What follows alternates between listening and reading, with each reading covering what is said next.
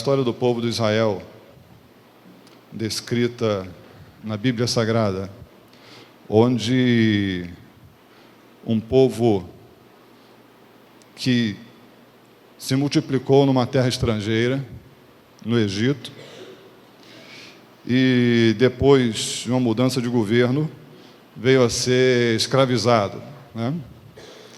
Mudou-se o faraó, e então aquele povo numeroso começou a preocupar.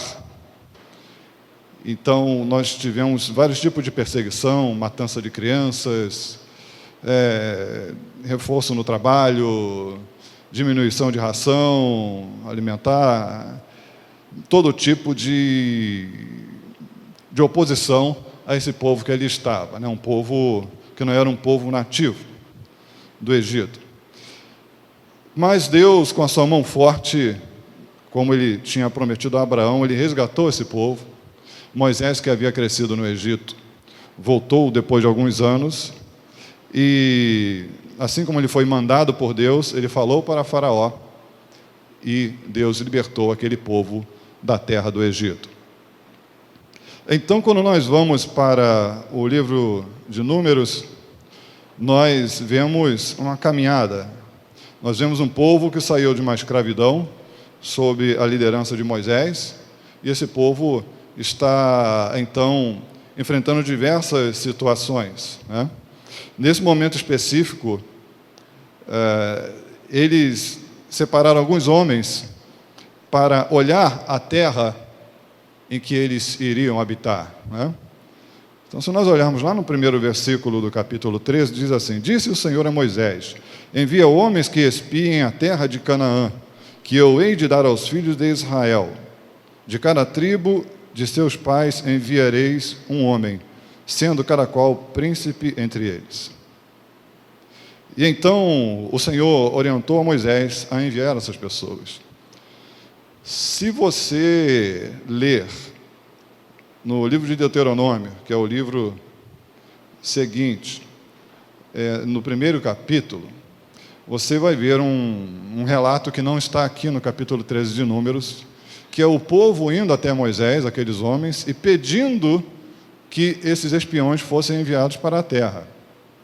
Então, embora aqui no capítulo 13 não faça esse relato, mas em Deuteronômio, no capítulo 1, vai mostrar que houve uma iniciativa de alguns homens do povo querendo ver por onde eles iam passar e o que eles iam enfrentar. O fato é que esses homens foram mandados até lá, um representante de um príncipe, né, de cada tribo. Então nós vemos que eles foram, nós lemos o texto a partir do versículo 21, onde eles espiaram a terra, desde o deserto de Zim até Reob, e assim passaram por diversas localidades, e viram ali muitas coisas boas que Deus já havia prometido. Viram frutos, viram uma terra boa, uma terra fértil, mas viram também alguns ocupantes daquela mesma terra, daquela mesma localidade. E ao retornar, puderam confirmar tudo aquilo que o Senhor havia prometido, porque habitar na terra de Canaã era uma promessa do Senhor para eles. Eles puderam confirmar, era uma terra maravilhosa, mana leite e mel, é uma terra que, né, como se fosse falar do Brasil hoje, se plantando tudo dá, né? Então, chega lá e vê aquela maravilha. Porém, eles estarão fazendo também observações negativas com relação àqueles homens que lá estão, aqueles povos que lá estão, e isso vai gerar alguns problemas. Se você fizer uma leitura desde o início dessa peregrinação, perceberá que o povo de Israel presenciou diversos milagres, mas também desprezou esses diversos milagres que ele presenciou. De maneira que a cada milagre havia uma nova reclamação. Um novo milagre, uma nova reclamação. Um novo milagre, uma nova reclamação, um novo milagre, uma nova reclamação. Então, um povo que ainda estava aprendendo a lidar com o fato de haver um Deus agindo por eles, um Deus cuidando deles. Saíram de uma terra onde o que não faltavam eram deuses, onde eles eram escravos e tinham alimento. Eu vou usar uma palavra da nossa história do Brasil. Tinham lá a sua senzala com a sua feijoada e estavam bem satisfeitos com isso. Então, quando eles saíram para um deserto, onde eu não tinha a minha senzala, a minha feijoada, o meu trabalho, isso gerou uma estranheza, e Deus, compreendendo essa dificuldade, realizou vários sinais para o próprio faraó e para o próprio povo de Israel, para mostrar quem ele era. Um Deus que está se revelando a um povo, um Deus que escolheu esse povo para se revelar a ele. Mas o que nós vemos é que, apesar de Deus fazer tudo o que fez, ainda continuou-se a haver dúvidas, a haver recuo, a haver reclamações. O que essas pessoas não atentaram é que Deus havia feito promessas para eles. O que essas pessoas não atentaram é que as promessas de Deus estavam se cumprindo, os milagres estavam acontecendo. A palavra de Deus me faz pensar que a promessa de Deus para nós, ela tem que ser avaliada com cuidado, ela tem que ser tida em grande valor, com grande peso, e ela não pode, as promessas de Deus para nós não podem ser desprezadas da maneira que foram desprezadas. Quando nós olhamos aqui nos versículos iniciais da nossa leitura, no capítulo 13, do versículo 21 ao 27, nós vamos ver eles retornando e vamos ver eles confirmando o que ali estava. Deus prometeu algo, eles foram espiar, eles confirmaram aquilo que Deus prometeu, só que eles viram alguma coisa a mais. Quando Deus nos promete algo, Ele não falha na sua palavra. Muitas vezes o homem, o ser humano, homem, mulher, faz uma promessa e não consegue cumprir. Faz uma promessa e falha na sua palavra. Faz uma promessa e falha no seu compromisso. Mas Deus estava dando provas a esse povo desde o início que ele não era alguém que poderia falhar, que não era um homem para mentir, que não era um filho de homem para se arrepender dos seus decretos.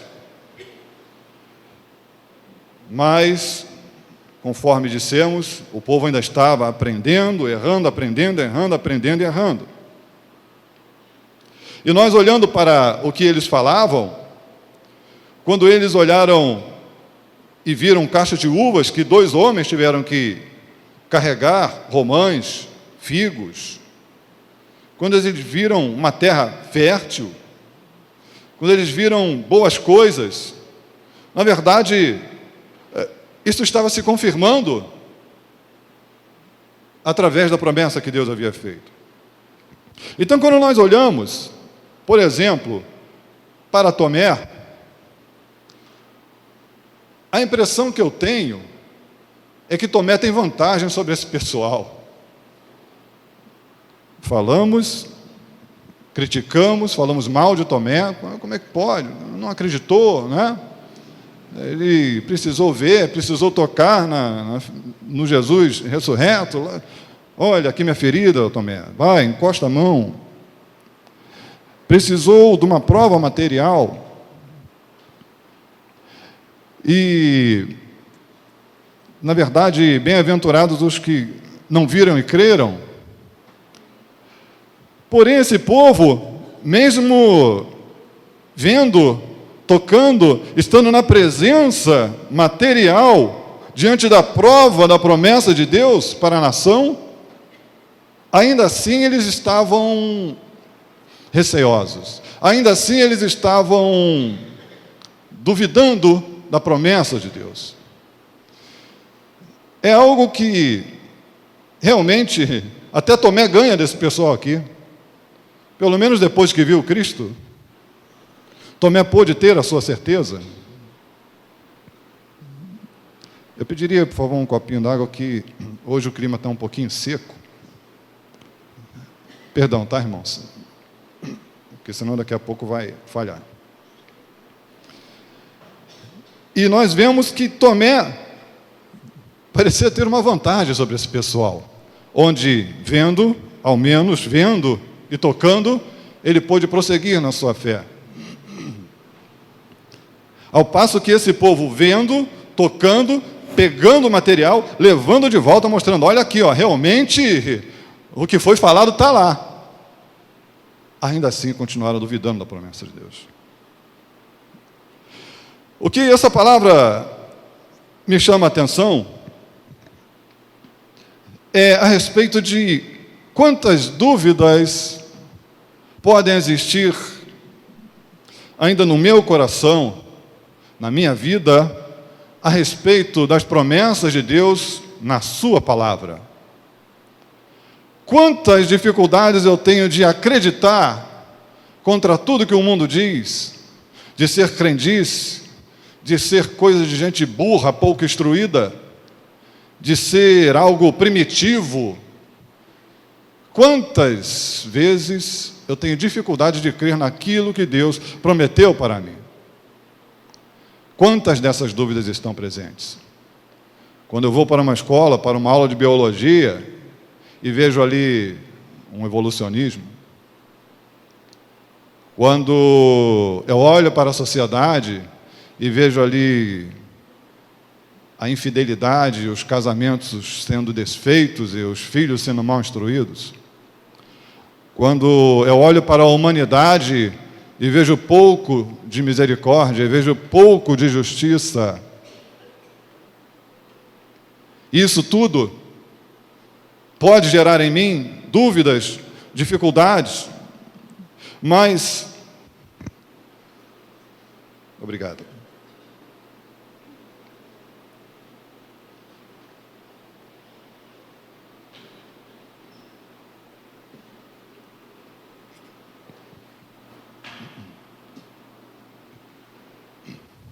Amém.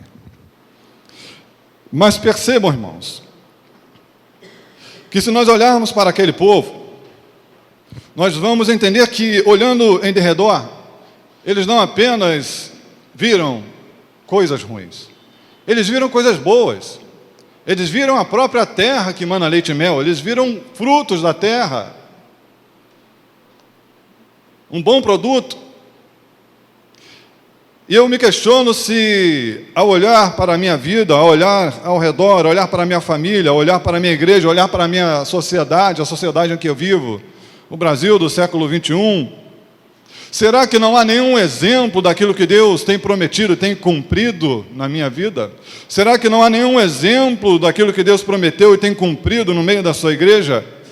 Será que não há nenhum exemplo da fidelidade de Deus no dia a dia, onde eu possa dizer: o Senhor é fiel? Será que realmente não há nada que eu possa aferir? Não estou querendo aqui defender o creio porque eu vi. Mas será que nós não conseguimos enxergar nada que Deus tem feito em nosso derredor? Não há nenhuma bênção à minha família, à minha vida? Será que as dificuldades do dia a dia vão nos fazer deixar de ver a bondade de Deus? Essas pessoas tiveram esse problema. Isso me faz entender que nós temos que ter o cuidado de não deixar de enxergar o que está sendo feito e o que já foi feito em nossas vidas. O futuro pertence a Deus. O hoje, Ele te deu. Então, cuide do hoje e olhe para o ontem. Veja que ele abriu o mar vermelho, veja que houve carne no meio do deserto, veja que houve água no meio do deserto. E se ele tem cuidado e tem prometido, será que ele não vai continuar a cuidar? De tudo que eu tenho visto, será que os sinais não são suficientes para fazer que eu vá confiar? Nós podemos meditar um pouco, parar um pouco durante o nosso dia, olhar tudo que Deus tem feito, apesar das dificuldades, das lutas, olhar todo o cuidado do Senhor para comigo, com a tua vida. Será que isso não nos dá condições? Podemos então crer que o Senhor é fiel e que Ele cuida de nós? Sim, nós podemos. Sim, nós devemos olhar em derredor e ver. Isso me faz pensar que alguém faminto possa receber um prato de comida e ao invés de dizer muito obrigado, vai reclamar do tempero. Ah, mas eu não como salsinha, você botou salsinha aqui, a pessoa está com fome, precisando de comida, você temperou e deu. Às vezes parece que nós somos assim com Deus. Nós olhamos a salsinha que está ali, eu gosto no peixe, né? Mas no geral assim, puro não. Mas é uma ingratidão. E nós não podemos incorrer no risco da ingratidão por olhar para a dificuldade e desprezar tudo que Deus já tem feito por você e por mim. Porque eu sei que Ele tem feito. Porque eu sei que Ele cuida da sua criação. Eu não preciso fazer uma entrevista com você para saber que Deus tem cuidado de você. Eu afirmo aqui, Deus tem cuidado de você, mas cabe a você, e tão somente você, examinar a tua vida, examinar a tua família, examinar o teu derredor, para ver o que Deus tem feito e dar graças a Ele por isso. E então, vamos pelo menos ser igual a Tomé e não igual ao povo do deserto. Pelo menos porque nós vimos, vamos reanimar nossos corações frágeis, porque tem coisa para ver. O Senhor dá prova do seu cuidado, do seu amor. O Senhor dá prova da sua busca por nós. E a maior dessas provas foi Jesus Cristo na cruz do Calvário, morrendo em meu lugar. Se isso não é prova de amor, eu não sei o que é.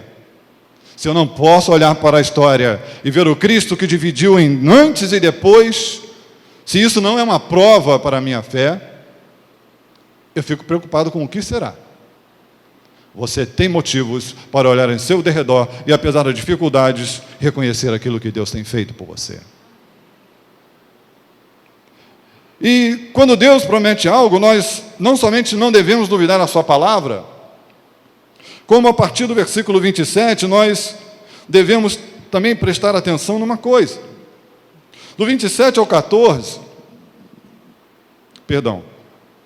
do 13, 27 até o 14, do versículo 4, nós vamos ver que aquele relatório gerou um pouco de confusão, porque falaram das coisas boas, mas na hora de falar de coisa ruim, pegaram uma lente de aumento e colocaram em cima. Pegaram uma lente desse tamanho, ó, aqui tem defeito, aqui tem qualidade. Aí pegaram uma lente de aumento nesse defeito, ficou do tamanho dessa cadeira. O relatório daqueles espias veio a enfraquecer o ânimo do povo. Eles tinham uma responsabilidade muito grande de trazer informações e confirmar aquilo que Deus já havia prometido, e trouxeram essas informações, só que eles trouxeram não somente a informação do que Deus havia dito, trouxeram a sua própria informação misturada. Isso me faz lembrar que, às vezes, quando nós duvidamos da palavra de Deus, porque algo não se cumpriu, ou dificilmente vai se cumprir, é porque nós não tomamos o cuidado de, em primeiro lugar, ver se foi realmente Deus quem falou. Como você sabe que foi Deus quem falou com você? As Sagradas Escrituras, inspiradas pelo Espírito Santo, estão aí há milênios na tua mão, para falar com você boca de Deus para a tua vida. Então, muitas vezes você ouve alguém falar, alguém supostamente prometer usando indevidamente o nome de Deus, e aquela mentira não se cumpre na tua vida, porque o que a pessoa falou muitas vezes não tem nada a ver com Bíblia, e aí você vê coisas que aí postam até nas redes sociais, no YouTube, alguém recebendo lá uma profecia que vai fazer sucesso no mundo inteiro, e o camarada morre no ano seguinte. Fez sucesso através da manchete da sua morte. Então saiba separar a palavra daquele que não mente jamais da palavra do homem. E aí, o Espírito Santo nas Escrituras tem que ser o filtro para a tua vida, para você não se envenenar com falsas promessas e ficar nas promessas verdadeiras e eternas do Senhor e Salvador Jesus Cristo. Então, partindo desse princípio que você vai tomar o cuidado de examinar as Escrituras, não duvidando das suas palavras, você também não pode valorizar mais o desafio do que a promessa. Se você valorizar mais o desafio do que a promessa, você não vai sair do lugar. 1954 é o ano de uma série que eu estava vendo na Rede Brasil. Não sei se é TV Brasil ou Rede Brasil. Eu confundo essas nomenclaturas. Acho que é Rede Brasil. Eu não conhecia, mas passei a conhecer vendo esse seriado de 1954, cujo título é Papai Sabe Tudo. Uma família onde um casal e 3 crianças de classe média, não é? E eu não sei exatamente qual era o tema, eu não vi do início ao fim, mas eu vi uma cena interessante. Tinha um filho já de 14 anos, preocupado, olhando pela cortina e ansioso dentro de casa, sem ter o que fazer, sem ir para a rua. E o pai pergunta: rapaz, o que foi? Não, o fulano da escola. Tá, mas o que foi? Não, que aconteceu isso. Ele disse que vai me pegar e vai me arrebentar, vai me esfolar. Ué, mas espera aí, quantos anos tem o rapaz? Ele tem 14 também, tá, mas espera aí. Então, aí o camarada olhava, o camarada estava lá encostado na cerca, lá esperando ele lá fora. Ele não saía de casa. Aí veio a menorzinha, uma linha amarrada na boca. Papai, o que foi? Meu dente está mole, tem que tirar. Aí, tira, não tira, estou com medo de puxar o barbante, estou com medo de arrancar o dente. E, resumindo, o medo estava imperando e o pai estava questionando isso tudo. Aí chega a filha mais velha, o xodó do papai, e toda alegre, radiante: papai, eu vou dançar, vou fazer um solo de dança, de balé na minha escola, e foi maravilhoso, o ensaio está muito bom, e vai ficar excelente, e eu estou feliz, eu estou alegre. Aí o pai levantou e falou: agora sim, finalmente um exemplo de alguém com coragem nessa casa, porque um está com medo de apanhar do outro da mesma idade, está lá fora, nem sai de casa. A outra está com medo de um dente de leite que vai cair, com um medo enorme de tirar. Agora sim, a minha filha, meu orgulho, ela vai estar lá diante de centenas de pessoas que vão estar prestando atenção nela, que vão estar olhando cada passo que ela der, e são várias dezenas de olhos voltados para ela, toda a atenção naquele momento do solo daquele balé. Ele começou a falar isso tudo. Quando ele olhou para a filha mais velha, ela estava desmaiada no chão. Ela estava desmaiada. Você já reparou que às vezes a gente faz esse negócio? Você está com um projeto, você está com algo para realizar, você está com uma intenção no seu coração, e você sente que aquilo, Deus está abençoando, Deus está fazendo algo, Deus está te dando condições, está colocando o desejo no teu coração, está colocando as condições, está concordando com a sua palavra. Aí você para e pensa o quê? Nas dificuldades em primeiro lugar, e coloca uma lente de aumento e fica paralisado de medo, ou então desmaia, igual a menina lá do seriado. Por quê? De uma hora para outra estava tão radiante para dar um show, fazer um solo de balé, e de repente desmaiou. Porque o que o pai fez foi justamente não falar das qualidades da filha. Porque minha filha se dedica, porque ela estuda, então ela é dedicada. Não, ele começou a falar da dificuldade, do problema que ela ia enfrentar, ao ponto de amedrontar a menina. E ela desmaiar.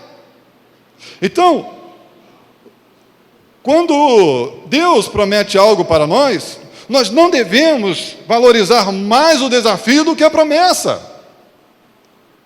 O nosso Deus não é um Deus mentiroso, porque Ele não disse para o povo, vai que é mole, está vazia a terra, é só chegar e armar uma tenda lá. Ele não disse isso. Mas Ele disse, lá tem uma terra boa para vocês e vocês vão ser donos daquela terra. O Senhor Jesus não engana ninguém. O Senhor Jesus não diz pare de sofrer. O Senhor Jesus disse, você vai ter aflição, mas você tem que ter bom ânimo, porque eu venci o mundo. E quando Deus manda você fazer algo, quando a palavra de Deus nos orienta a fazer algo, é porque Deus está conosco e nós não podemos, na nossa estrutura frágil, ficar olhando para nossas fraquezas, até porque você pode até reconhecer a tua fraqueza, mas não deixar os teus medos e a tua dúvida ser um impedimento, porque o poder de Deus se aperfeiçoará na tua fraqueza para mostrar que Ele é Deus na tua vida. Enquanto você tiver milhares do teu lado, Deus não vai fazer nada, mas quando você se ver só com 300, Deus vai fazer alguma coisa. Sabe quando é que eu sei que Deus vai fazer algo na minha vida? Quando os meus recursos começam a acabar. Então, eu penso, onde há fumaça, há fogo. Deus nunca me desamparou. Se meus recursos estão acabando, é porque está na hora do milagre de Deus chegar. Eu não estou pregando aqui uma prosperidade de vamos atrás de Deus para conseguir coisas. Não, eu estou falando do cuidado de Deus, das promessas de Deus e de que você não pode colocar as dificuldades em primeiro lugar. Dificuldade por dificuldade, meu irmão e minha irmã, eu não teria nem nascido. Fica lá no ventre da mamãe quentinho, não precisa nem se alimentar pela boca, já está pelo cordão umbilical, agora já sai levando tapa já. Pá, se nós soubéssemos, meu irmão, não pediríamos nem para nascer. Mas Deus cuida de nós.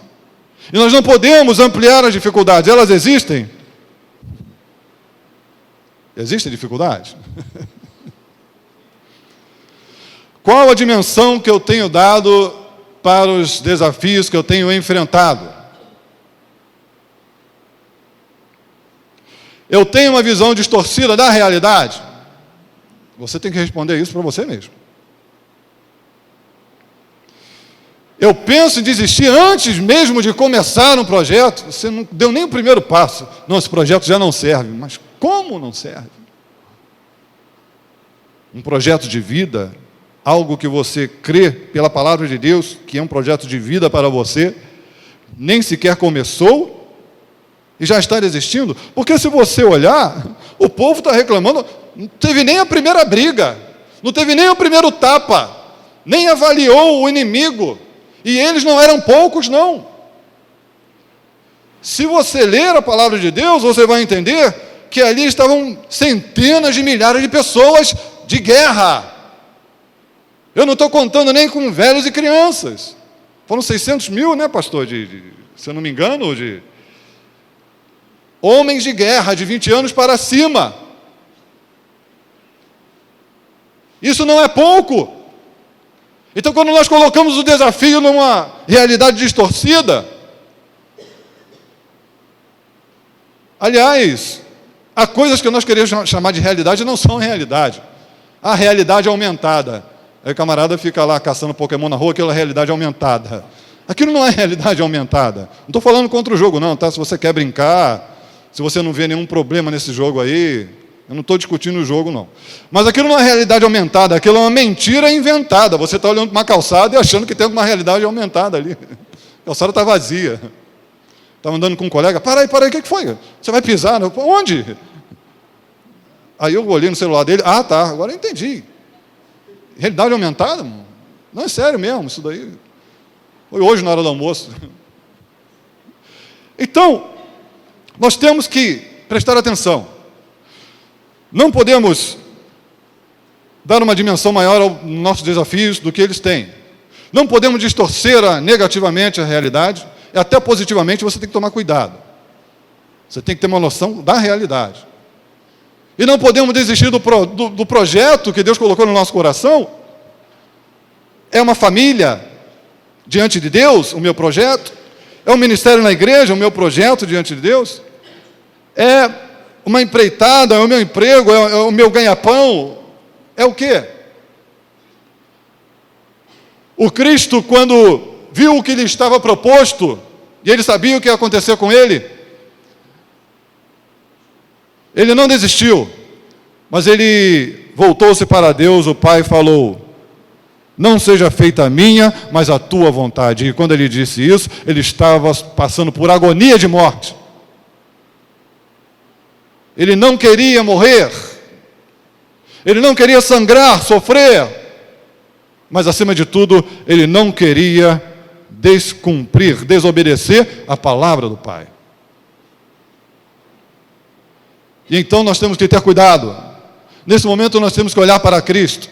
Temos que ter cuidado com o pare de sofrer, porque isso daí às vezes dá uma crise de fé no camarada, causa julgamento precipitado. Quem é e quem não é de Deus pelo que tem ou pelo que alcançou.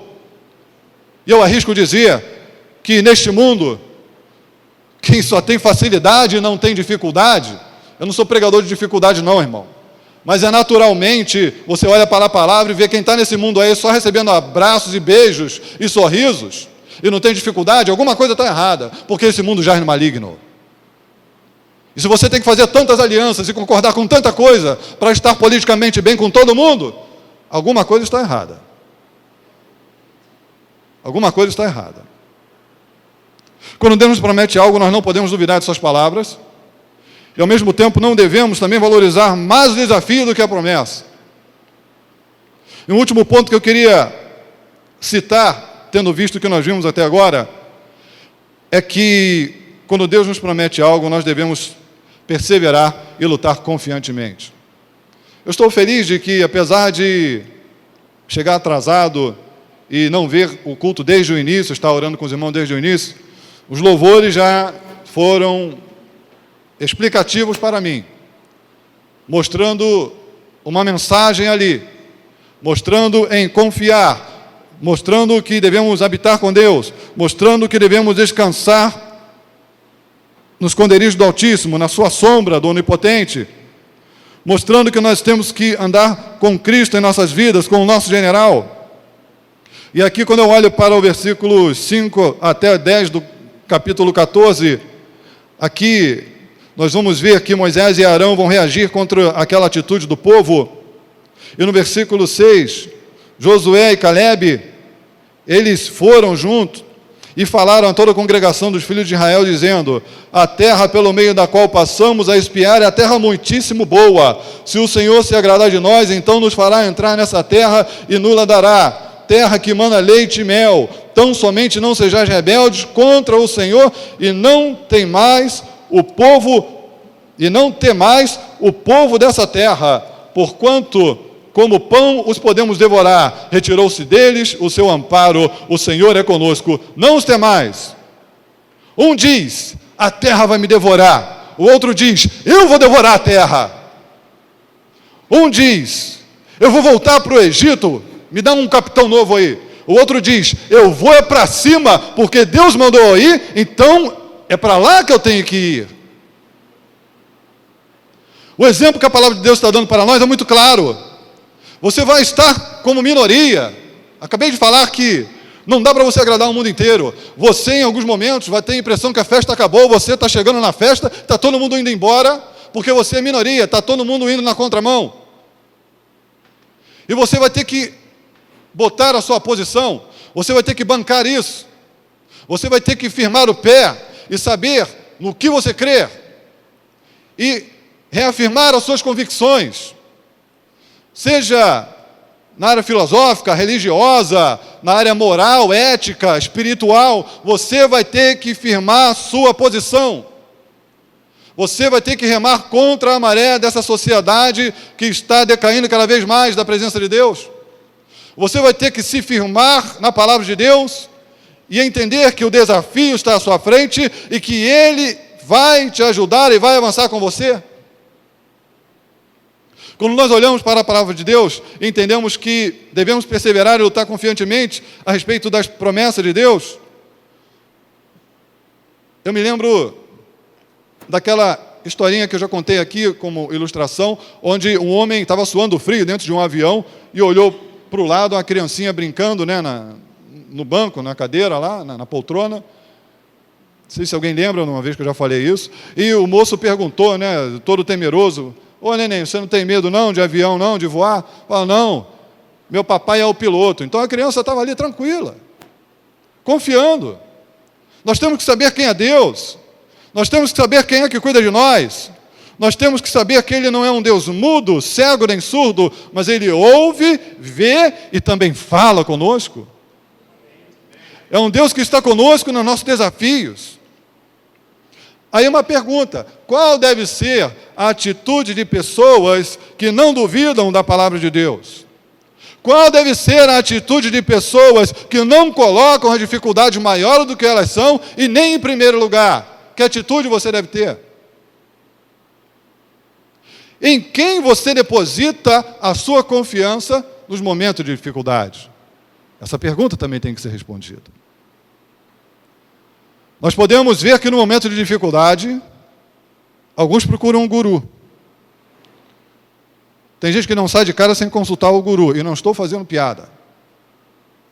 Tem gente que no momento de dificuldade vai consultar o horóscopo. Tem gente que no momento de dificuldade vai consultar algo do mundo espiritual, alheio à palavra de Deus. Tem gente que no momento de dificuldade vai confiar em alguém, em um líder, em uma pessoa de carne e osso. E a pergunta que eu te falo é: a quem você tem recorrido nos momentos de dificuldade? Aqueles que não são pequenas dificuldades, mas aqueles que se aproximam de uma crise mesmo. Nós temos que ter isso bem resolvido. Então, quando nós entendemos que a palavra de Deus se cumpre, quando nós entendemos que os desafios não são aquilo que eles prometem ser, desafio tem propaganda enganosa, ele se mostra maior do que ele é.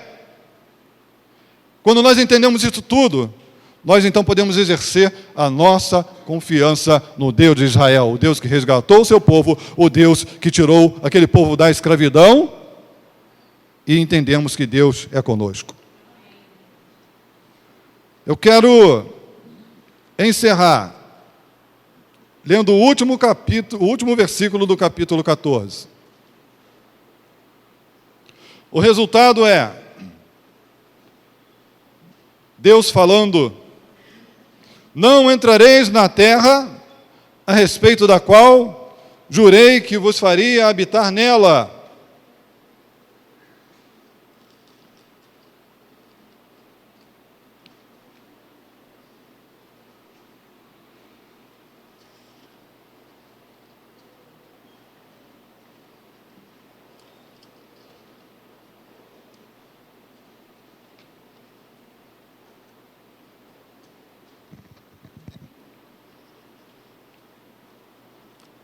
É o livro de Deuteronômio. Os irmãos perdoem, deixa eu ver aqui a referência.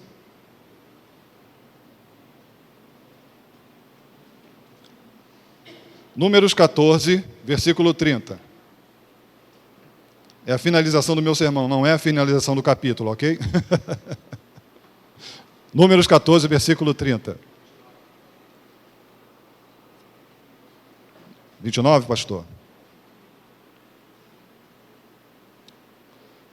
Dá uma olhadinha no 30.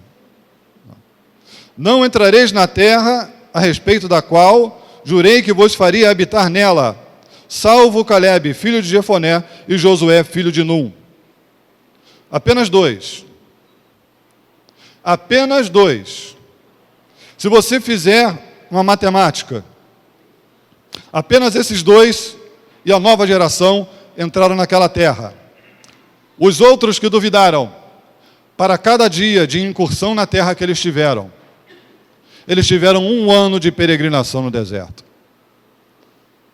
Para cada dia que eles estiveram na terra, vendo tudo o que era bom, eles tiveram para esses mesmo número de dias, 40 dias, 40 anos no deserto, até todos perecerem e não tomarem posse daquilo que seus olhos viram. Eu lembro que o Senhor Jesus diz para nós em Mateus, no capítulo 11, 28 a 30, vinde a mim, todos os que estáis cansados e sobrecarregados, e eu vos aliviarei. Tomai sobre vós o meu jugo e aprendei de mim, porque eu sou manso e humilde de coração. E achareis descanso para a vossa alma, porque o meu jugo é suave e o meu fardo é leve. O Senhor Jesus chama o cansado, o sobrecarregado, Ele promete aliviar. O povo está em busca de um lugar. Eu encerro solicitando que você cante uma música, que você reconheça que Deus, aquele que habita no esconderijo do Altíssimo, à sombra do Onipotente descansará. Ele é um lugar onde você pode descansar. Deus é um lugar que você deve alcançar para a sua vida. Se você entender que a terra de Canaã era um lugar para o povo habitar, se você ler o Novo Testamento, por exemplo, a carta aos Hebreus, você vai entender que o lugar de descanso não era Canaã, porque o próprio Davi falou depois, isso está escrito em Hebreus, o próprio Davi falou depois a respeito disso. E o autor aos Hebreus vai perguntar, se o lugar de descanso fosse Canaã, Davi não teria falado sobre você buscar um lugar de descanso. Um lugar de descanso onde o gigante não vai existir. Um lugar de descanso onde a adversidade, a guerra, a batalha não vai mais existir. Um lugar de descanso onde o medo não vai te paralisar. Um lugar de descanso onde você vai sentir a presença de Deus e continuará caminhando, certo de que Ele está na caminhada com você. Coluna de fumaça durante o dia, coluna de fogo durante a noite. Você pode não ver coluna nenhuma, mas você vai sentir a presença de Deus no seu dia a dia, se você confiar na sua palavra. Esqueça o tamanho dos desafios. Lembre da veracidade da palavra de Deus. Confie firmemente. E saiba que Deus estará com você na caminhada, te levando a um lugar que Ele prometeu. E Ele prometeu um lugar ao lado de Cristo, para mim e para você. Vamos louvar ao Senhor em nome de Jesus Cristo.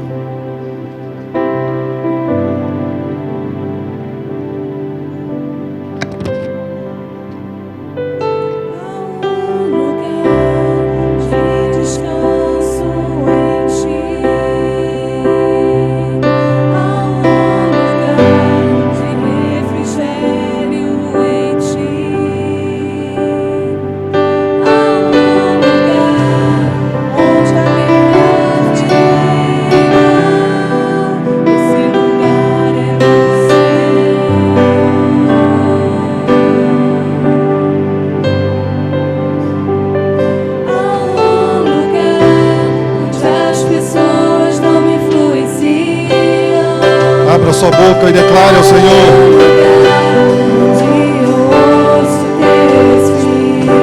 Confesse ao Senhor.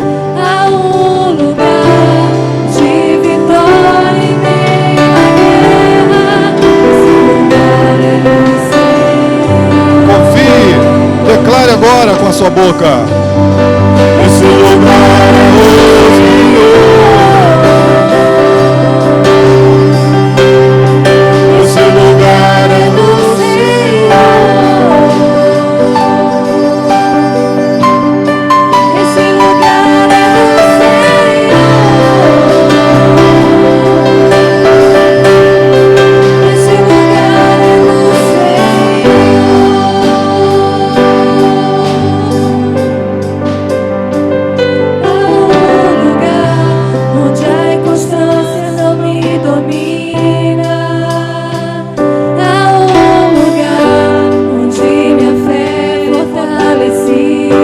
Não há dúvidas. Há um lugar onde a paz é quem governa. Esse lugar é do Senhor. O Verbo vivo de Deus.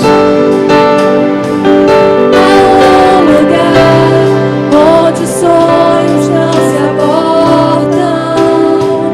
Há um lugar onde o temor não me enrijece. Não há lugar para medo. Há um lugar, quando se perde é que se ganha. Esse lugar é no Senhor. E o nome do Senhor é Cristo. Esse lugar é no Senhor. Esse lugar é no Senhor.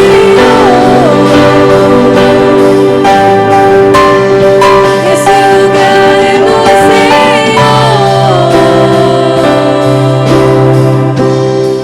Esse lugar é no Senhor.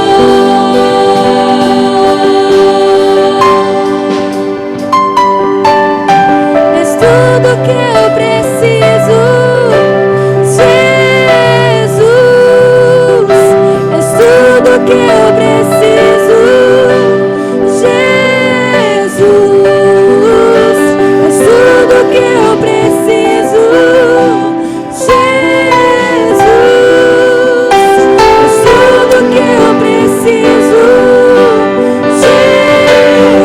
A igreja pode declarar: tudo que eu preciso, Jesus. És tudo que eu preciso, Jesus. És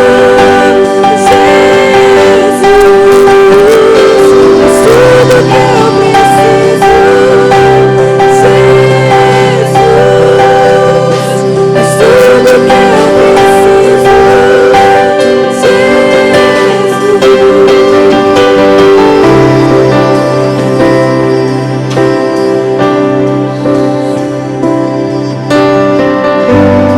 Louvado seja Deus. Senhor, em nome de Jesus Cristo, nós queremos te agradecer, Pai, porque a tua palavra nos sustenta. Nosso coração frágil, nossas vidas diárias cheias de aflições, nossos projetos sofrendo grandes enfrentamentos, mas acima de tudo, a presença do Teu Espírito Santo em nossas vidas nos faz continuar, nos faz enxergar o invisível e alcançar a vitória antes que ela possa ser vista. Loucura, Senhor, para os que não creem a Tua palavra, mas poder de Deus para a salvação de todo aquele que crê.